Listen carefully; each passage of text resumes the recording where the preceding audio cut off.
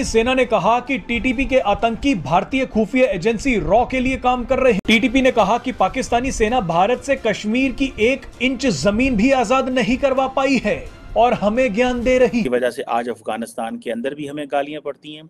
पूरी पश्तून बेल्ट पाकिस्तान की रियासत के खिलाफ है और हम क्या कर रहे हैं, हम एक ही चीज़ कर रहे हैं कि जनाब हमने इंडिया के साथ हमारे वैसे 75 साल पुरानी की हुकूमत ने क्या करना है।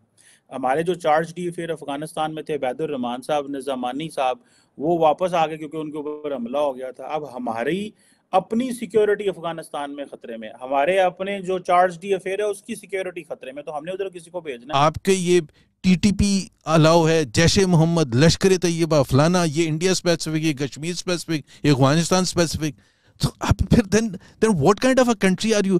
आपका जो इमेज है, दुबई को ये बताने की जरूरत नहीं पड़ती कोई कि जी हम बड़े पीसफुल लविंग पीपल हैं या यहाँ आप आए और इन्वेस्ट करें। पाकिस्तान से कंट्रोल क्यों नहीं हो रहा है? ये मन चाहे जब टेररिस्ट आते हैं 4 थप्पड़ मार के निकल जाते हैं। कल परसों ग्रेनेड डाल दिया था, फिर मोटरसाइकिल में जाके किसी को ठोक दिया, आज ब्लास्ट कर दिया।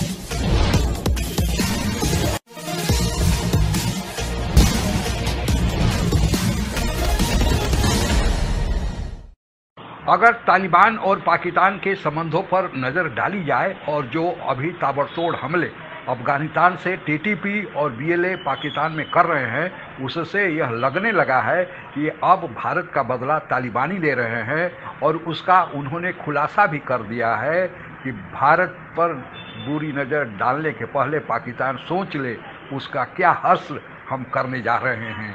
आगे की चर्चा। पाकिस्तान के ईरान से तल्लुकात खराब हैं, इंडिया से, अफगानिस्तान से, चीन से भी खराब हैं, इन्हीं नॉन स्टेट एक्टर्स और दहशतगर्दों की वजह से। और पाकिस्तान वो समुद्र में एक समुंदर ही रह गया, उसे बंदे को नहीं रहते। पाकिस्तानी सेना ने कहा कि टीटीपी के आतंकी भारतीय खुफिया एजेंसी रॉ के लिए काम कर रहे हैं। टीटीपी ने पाकिस्तानी सेना से कहा है कि हम पर सवाल उठाने से पहले अपनी हैसियत और औकात देख लो। टीटीपी ने कहा कि पाकिस्तानी सेना भारत से कश्मीर की 1 इंच जमीन भी आजाद नहीं करवा पाई है और हमें ज्ञान दे रही है। नहीं तो वो तो मच्छियाँ डडू शडू जो भी हैं रहती हैं मखलूक हैं, वो भी कह सकती हैं कि हमारा पाकिस्तान के साथ ये मसला है। बाकी तो दुनिया में जहाँ जहाँ लोग रहते हैं उन्होंने हमारे साथ मसला इस्टेब्लिश कर दिया। और हम अब ये जो टीटीपी है वो कहते हैं पाकिस्तानी हुकूमत कह रही है अफगान सॉइल यूज़ कर रही है। अब हमें बताया जाए कि हमने क्या करना है, पाकिस्तान की हुकूमत ने क्या करना है।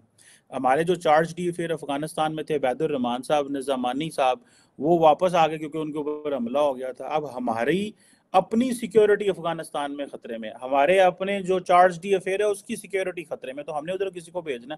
और हम दुनिया को कह रहे थे अफगानिस्तान से ताल्लुकात ठीक करो यार, इन्होंने नाल यारी करो, दोस्ती करो, इन्होंने नाल ट्रेड करो, इन्होंने बंदियां नु मनो। और वो फिर ये हुआ कि जब हमने ओआईसी की कॉन्फ्रेंस बुलाई, दुनिया में पैसा इकट्ठा कोई ना हुआ, तो हमने वो प्लेजेस थोड़े बहुत आए तो हमने ये कहना शुरू कर दिया जनाब अफगान तालिबान भी हमारे से गुस्से होने को ਤੁਹਾਡੇ ਕੋਲ ਤੁਸੀਂ अपने पैसे ਜਿਹੜੇ ਨੇ ਉਹ ਕੀ ਕਹਿੰਦੇ ਨੇ ਲੈਣ ਦੇ ਇਕੱਠੇ ਕਰਨ ਦੇ, ਨਾਲ ਸਾਡੇ ਵੀ ਤੁਸੀਂ ਇਕੱਠੇ ਕਰਨ ਦੇ। ये तो आप अपने पैसे इकट्ठे करें, हमारे क्यों इकट्ठे करें, हमें क्यों बदनाम करें। 30 साल 40 साल में हमारा जो जिहादी कल्चर यहाँ रहा है और हम ये फखरिया तौर पर कहते हैं 80,000 हमने कुर्बानी दी है।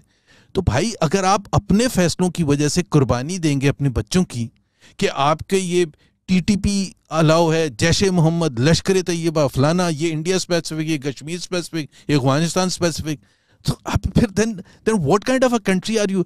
आपका जो इमेज है, दुबई को ये बताने की जरूरत नहीं पड़ती कोई कि जी हम बड़े पीसफुल लविंग पीपल हैं या यहाँ आप आए और इन्वेस्ट करें। किसी को नहीं बताने की जरूरत पड़ती। पाकिस्तान को क्यों जरूरत पड़ती है?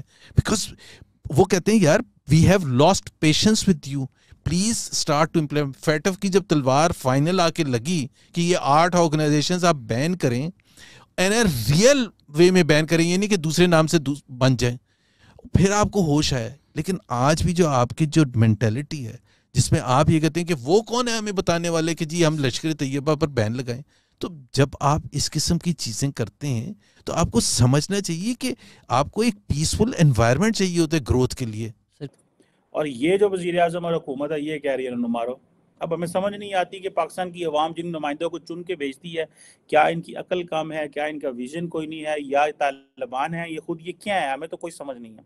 या ये आपस में लड़ते रहते हैं, या ये बंद कमरों में फैसले करते हैं। कुछ सामने भी दसो ने मुल्क दे अवाम ने भी दसे इन्हें किहड़े मुल्क है, इन्हें कितने जाना है।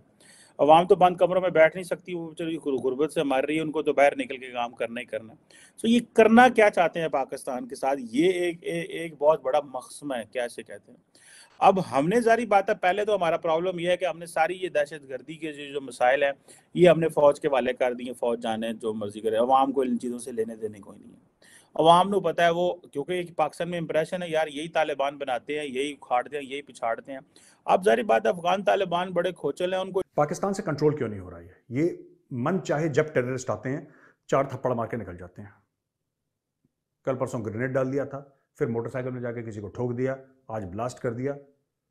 मतलब I don't understand why is Pakistan not carrying out operation. या तो पैसे नहीं है इनके पास, अनाउंस तो कर दिया ना, नेशनल सिक्योरिटी कमेटी जो थी इनकी NSC, उसने अनाउंस कर दिया कि हम ये कर देंगे वो कर देंगे, लेकिन अभी तक कुछ काम उन्होंने करा नहीं है। अब हो सकता है कि धीरे धीरे करेंगे, पाकिस्तानी फौज काम करेगी, लेकिन आज की तारीख की सच्चाई दोस्तों सिर्फ ये है, और सिर्फ ये सच्चाई है पाकिस्तान की, कि जब मन चाहता है आतंकवादी आते हैं, मिलिटेंट्स आते हैं, बलोच फ्रीडम फाइटर्स आते हैं, 4 थप्पड़ मार के चले जाते हैं, अगले दिन आते हैं। पहले इंडिया कहता था कि Afghan soil should not be used against other country, यही चीज आज हम कह रहे हैं। तो हमारा और इंडिया का तो फिर अफगानिस्तान में एक ही मसला हो गया ना।